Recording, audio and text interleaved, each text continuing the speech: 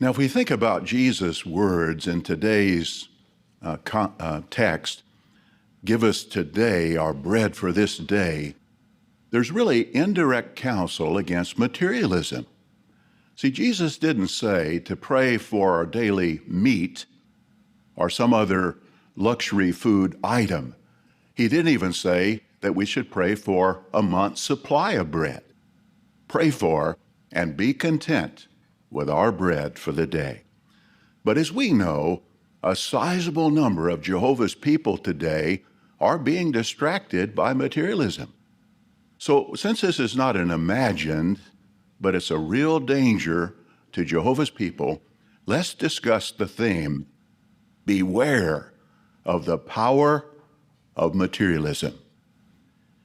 I recall the story of a sister and her two sons who were exiled to Siberia. Now, they were very poor. In fact, they were so poor, at times they had to literally eat the bark off trees to survive. But they were happy because they were all in the truth. But years passed, and the three of them had opportunity to immigrate to the United States. The two sons got excellent jobs, high-paying jobs as machinists, but in their material prosperity, both sons fell out of the truth. The sister tearfully remarked, "I would rather be back in Siberia, eating the bark off trees to survive, but with my two sons still in the truth." Well, numerous other experiences could be related that illustrate the power of materialism. In fact, it may well be that Satan's most effective trap against Jehovah's people in these last days is materialism. But now you might be thinking, well, isn't sexual immorality by far the number one cause for disfellowshipping? That's true. But we don't have figures for ones who fall away to materialism. They're not disfellowshipped. And furthermore, how many who succumbed to sexual immorality were first weakened spiritually by materialism? Well, at least we can say that materialism is one of Satan's most effective tools or traps against Jehovah's people today.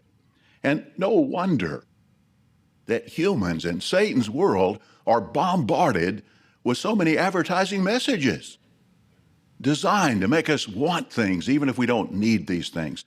There was an Awake magazine a while back that discussed how that Americans may be bombarded with up to 1,600 advertising messages every day.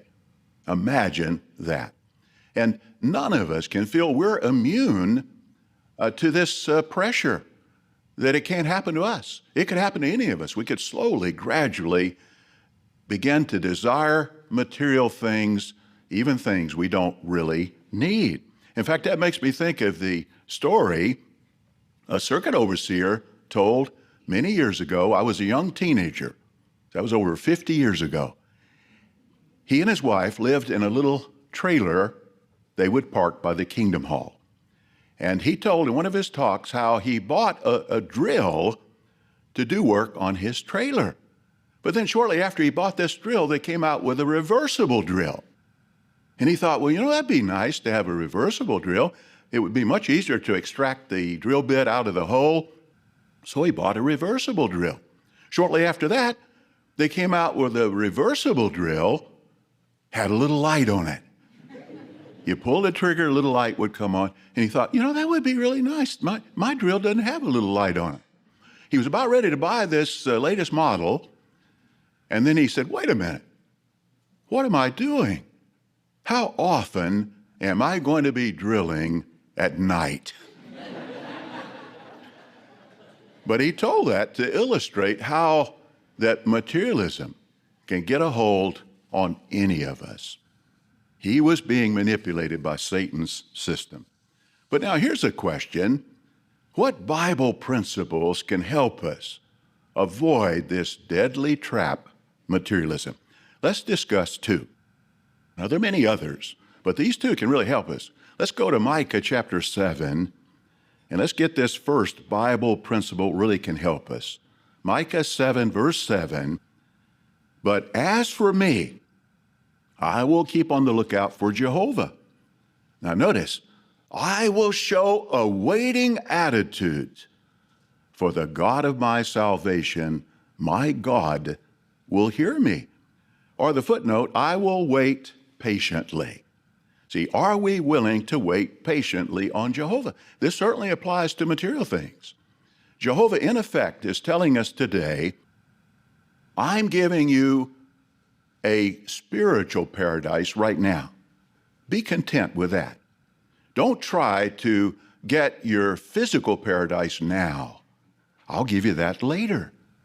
But the question is, are we willing to wait on Jehovah? See? Or do we, in effect, run ahead of him and try to acquire physical paradisiac conditions for ourselves right now at the expense of spiritual activity? Ecclesiastes chapter 3, verse 1 says there's an appointed time for everything.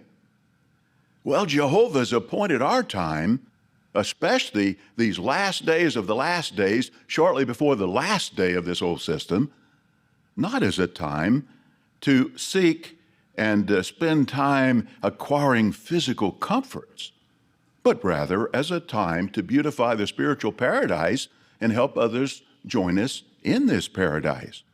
No wonder at 1 Peter 1:1 and 2:11, God's people are described as temporary residents. And it's real protection if we think of ourselves that way, temporary residents. Now, the illustration has been used of staying in a hotel room. Now, you know when you're in a hotel room, you're a temporary resident. You might do a few things to make your stay more comfortable. You might rearrange the chairs. You might reposition the lamps. You might buy some flowers, put it on a table. You might spray some air freshener. But you would never rip off the wallpaper and install new wallpaper. You'd never rip up the carpet, install new carpet or tile. You wouldn't buy new furniture. You'd keep it simple because you know you're going to be checking out. Now, even if you ended up staying a few months in that hotel room, especially if you didn't know exactly when you're going to have to check out, you would still keep it simple. Well, that describes our situation. We're going to check out of this old system. We're going to check into the new world. We don't know exactly when, but you know it's soon. So we keep it simple. We're temporary residents. But now let's get a second Bible principle that can help us avoid materialism. Let's go to Luke chapter 10. And Jesus' words here can help us identify this second Bible principle. Luke 10, verse 42, the B part, Jesus said, "For her part, Mary chose the good portion, and it will not be taken away from her." You notice she chose the good portion, the footnote, the best portion. Now we know the story. Martha chose physical activity. She chose working in the kitchen. Mary chose spiritual activity, listening to Jesus. Jesus correctly identified who made the best choice, who chose the best portion. Well, similarly with us. When we choose storing up treasure in heaven over storing up treasure on the earth, we are choosing the best portion. How so? Well, for one thing, it brings Jehovah's blessing, and that results in happiness. We all know what Proverbs 10:22 says. It is the blessing of Jehovah that makes one rich, and he adds no pain with it. In contrast, 1 Timothy 6, 9, and 10 speak about how those that go out for money, material things, they can end up stabbing themselves all over with many pains. Now, isn't that a contrast? Blessing from Jehovah with no pain, stabbing yourself all over with many pains.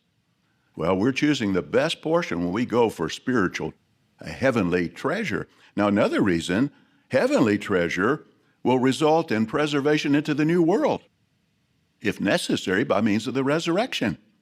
Proverbs 11:4, Wealth will be of no benefit on the day of fury, but righteousness is what will rescue from death. So, remembering those two Bible principles can really help us. Remember that we are to wait on Jehovah. And he says, spiritual paradise now, physical paradise later. We wait on him. And when we do that, that second principle, we're choosing the best portion. And we're going to be happy. We're going to get Jehovah's blessings. And if we do this, then like Moses, we'll choose treasures greater than the treasures of Egypt. We'll be able to do what Jesus said, to pray for and be content with our daily bread.